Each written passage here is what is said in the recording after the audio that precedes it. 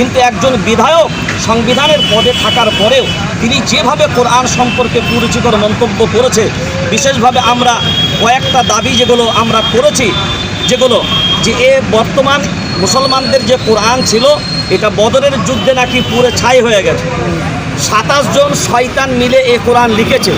পবিত্র গ্রন্থ সম্পর্কে অশালীন যে অবমাননাকর ভাষা প্রয়োগ করেছে, আমরা দাবি করেছি অবিলম্বে এর অ্যারেস্ট হওয়া দরকার এবং দেশের আইন অনুযায়ী শাস্তির ব্যবস্থা করা। এই ধর্মগ্রন্থে আমি প্রসাদ করে দিই, আমরা বাংলার প্রশাসনকে বলেছি যদি অবিলম্বে এত এফআইআর করার পরেও যদি অসীম সরকার অ্যারেস্ট না হয়, তাহলে কিন্তু বাংলার রাস্তাঘাট আপামর জনতা এই 3.5 কোটি মুসলমান রাস্তায় নামতে কিন্তু আয়াতটা নিয়ে আজকে তিনি বিতর্ক করে চ্যালেঞ্জ ছুড়েছেন যে যদি দম থাকে আমার সাথে বসুন।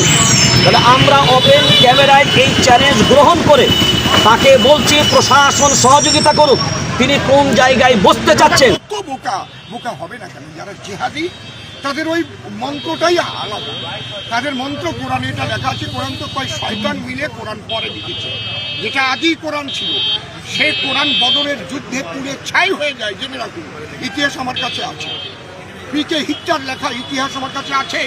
এবং তারপরে 27 জনের শয়তানের দল মিলে এই কোরআন লিখেছে এবং বারে বারে এই কোরআনের মধ্যে এমন এমন জিনিস ঢুকানো হয়েছে, বাচ্চাদের শেখানো হচ্ছে হে মুসলমানগণ, অমুসলমানদের যেখানে পাইবে সেখানে বন্দি করিবে, নির্মমভাবে হত্যা করিবে। কোরআনে লেখা আমার কাছে আছে কোরআন, ওরা চ্যালেঞ্জ করুক, আমার কাছে কোরআন আছে। যে যে ধর্মই হোক, সে মুসলিম ধর্মই হোক, সে খ্রিস্টান ধর্মই হোক, কোনো ধর্মগ্রন্থে যদি এই জাতীয় কথা লেখা থাকে আমি সে ধর্মগ্রন্থ ভরে প্রস্তাব করি। সে ধর্মগ্রন্থ আমি যখন তখন পুড়িয়ে ফেলতে পারি। মানবতা বিরোধী সেই ধর্মগ্রন্থ। এইভাবে শিক্ষা আমরা পশ্চিমবঙ্গ রাজ্য জামিয়াতুল আইম্মাহ ওয়াল উলামার পক্ষ থেকে সারা রাজ্যব্যাপী একটা সিদ্ধান্ত নিয়েছিলাম। বর্তমান কেন্দ্রীয় সরকারের একজন বিধায়ক হরিণঘাটার শ্রী অসীম সরকার মহাশয়, তিনি গত 26 তারিখে আমরা ইন্টারনেটের মাধ্যমে একটা ভিডিও ফুটেজ পেলাম তার একটা বাইকের, যেখানে তিনি পবিত্র কোরআনুল কারীম ইসলাম ধর্মের ধর্মগ্রন্থ সেই কোরআন সম্পর্কে কটূক্তি এবং কুরুচিকর মন্তব্য করার জন্যে আজকে আমরা ডোমজুর ব্লক জামিয়াতুল আইম্মাহ ওয়াল উলামার পক্ষ থেকে ডোমজুর থানায় একটা এফআইআরের জন্য আজকে আমরা এসেছিলাম এবং এফআইআর আমরা লঞ্চ করেছি। এফআইআর করি আমরা এই মাত্র বার হলাম। প্রশাসন যেটুকু আমাদেরকে জানিয়েছেন, আইসি সাহেবের সাথেও কথা হয়েছে, সারা বাংলাতে আমরা খবর পেয়েছি। বিভিন্ন থানায় এ যাবৎ আমাদের কাছে কম বেশি প্রায় 500-র উপরে এফআইআরের রিপোর্ট আছে। তো আমরা লক্ষ্য করলাম একটাই কারণে, বা প্রশাসনকেও যেটা আমরা রাজ্যবাড়িভাবে বলেছি, যে আমরা লক্ষ্য করেছি মাননীয় অসীম সরকার সাহেব কোরআনুল কারীমের সূরা তাওবার 5 নম্বর আয়াতকে সামনে তুলে ভারতবর্ষের এই ধর্মনিরপেক্ষ রাষ্ট্রের সম্প্রীতির বাংলায় তিনি একটা বিঘ্ন ঘটানোর একটা চক্রান্তের প্রয়াস চালিয়েছেন। তিনি এই আয়াতের অপব্যাখ্যা করে মানুষের সামনে তুলে ধরেছেন এবং আমরা জানি যে কোরআনুল কারীম ধর্মীয় গ্রন্থ কখনোই মানবতার শ্রেষ্ঠ কিতাব এটা, এবং এখানে আজও পর্যন্ত যে আয়াতটা উনি তুলে দিয়েছে তার বিকৃতি এমনভাবে ঘটানো হয়েছে। তিনি দাবি করেছেন যে এই কোরআন যেটা বর্তমানে আছে এটা নাকি মুসলমানদের মধ্য থেকে 27 জন শয়তানের লেখা এই কোরআন।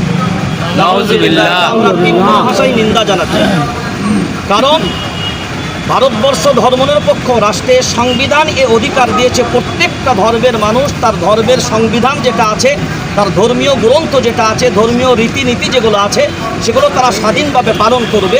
আর কোনো ধর্মীয় গ্রন্থের উপরে কেউ কোনো রকমের কুরুচিকর মন্তব্য করতে পারবে এটা ভারতবর্ষের জমিনে সংবিধান এ অধিকার দেয়নি। কিন্তু একজন বিধায়ক সংবিধানের পদে থাকার পরেও তিনি যেভাবে কোরআন সম্পর্কে কুরুচিকর মন্তব্য করেছে, বিশেষভাবে আমরা কয়েকটা দাবি যেগুলো আমরা করেছি, যেগুলো যে বর্তমান মুসলমানদের যে কোরআন ছিল এটা বদরের যুদ্ধে নাকি পুরো ছাই হয়ে গেছে।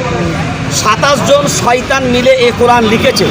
পবিত্র গ্রন্থ সম্পর্কে অশালীন যে অবমাননাকর ভাষা প্রয়োগ করেছে, আমরা দাবি করেছি অবিলম্বে এর অ্যারেস্ট হওয়া দরকার এবং দেশের আইন অনুযায়ী শাস্তির ব্যবস্থা করা দরকার। আর সবথেকে বড় জিনিস হলো, তিনি একজন রাষ্ট্রক্ষমতার ক্ষমতার একটা অধিকারী হবার পরে তিনি বলছেন এই ধর্মগ্রন্থে আমি প্রসাব করে দিই। আমরা বাংলার প্রশাসনকে বলেছি, যদি অবিলম্বে এত এফআইআর করার পরেও যদি অসীম সরকার অ্যারেস্ট না হয়, তাহলে কিন্তু বাংলার রাস্তাঘাট আপামর জনতা এই 3.5 কোটি মুসলমান রাস্তায় নামতে কিন্তু বাধ্য হবে। তখন কিন্তু সরকার হাজারবার চেষ্টা চালালেও তখন কিন্তু এই আন্দোলনকে রুখতে পারবে না। সেজন্য আমরা দাবি করব অবিলম্বে অ্যারেস্ট করা হোক অসীম সরকারকে। কারণ 26 তারিখ থেকে আজ 31 তারিখ হয়ে গেল, এত এফআইআরের পরেও এখনও পর্যন্ত প্রশাসনের আমরা কোনো নড়াচড়া, সেইভাবে কোনো উদ্যোগ আমরা এখনও পর্যন্ত দেখতে পাচ্ছি না। আমরা কয়েকদিন দেখব, যদি তারপরেও দেখি আইন অনুসারে তার ব্যবস্থা গ্রহণ করা হয়নি, তাহলে আমরা বৃহত্তর আন্দোলনের জন্য রাস্তায় নামতে রেডি আছি। তবে দুটো কথা শুধু সাংবাদিক বন্ধুদেরকে অবশ্যই বলবো, যে আয়াতটা নিয়ে আজকে তিনি বিতর্ক করে চ্যালেঞ্জ ছুড়েছেন যে যদি দম থাকে আমার সাথে বসুন, তাহলে আমরা ওপেন ক্যামেরায় এই চ্যালেঞ্জ গ্রহণ করে তাকে বলছি প্রশাসন সহযোগিতা করুক।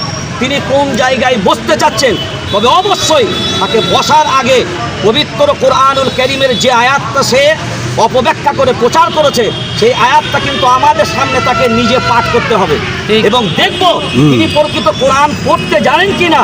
কারণ কোরআন পড়তে জানি না, কোরআনের অপব্যাখ্যা করতে জানি, এইটা কিন্তু ভারতবর্ষের জন্য মেনে নেওয়া যাবে না। এই জন্যে তিনি যদি বসতে চান তাকে অনুরোধ করব, এবং যারা এই অপপ্রচারগুলো চালাচ্ছেন তাদেরকেও বলবো, সূরা তাওবার শুধু 5 নম্বর আয়াতটা নয়, তার আগের এবং পরের যে পটভূমিগুলো কী কারণে এসেছিল এইগুলো সবারই জানা দরকার এবং অবিলম্বে এই অপপ্রচার বন্ধ হওয়া দরকার। যদি কেউ জানতে চান, আমরা তাদেরকে সঠিক জিনিসটা জানার জন্য আমরা তৈরি আছি। আর অসীম সরকার বাবুর চ্যালেঞ্জ আমরা জামিয়াতুল আইম্মার পক্ষ থেকে তিনি জায়গা ঠিক করুক, প্রশাসন সহযোগিতা করুক, আমরা ইনশাআল্লাহ তার প্রত্যেকটা জবাব দেব। আমি হলাম পশ্চিমবঙ্গ রাজ্য জামিয়াতুল আইম্মা উলামার সাধারণ সম্পাদক সিদ্দিকুল্লাহ সাহেব। আমার সাথে আছে আপনার ডোমজুর ব্লক সম্পাদক মুফতি আমানুল্লাহ সাহেব সহ আরও দায়িত্বশীল ওলামায়ে কেরামরা আমাদের সাথে আছে এবং বহু সম্প্রীতি প্রেমী মানুষ আমাদের সামনে আছে আলহামদুলিল্লাহ।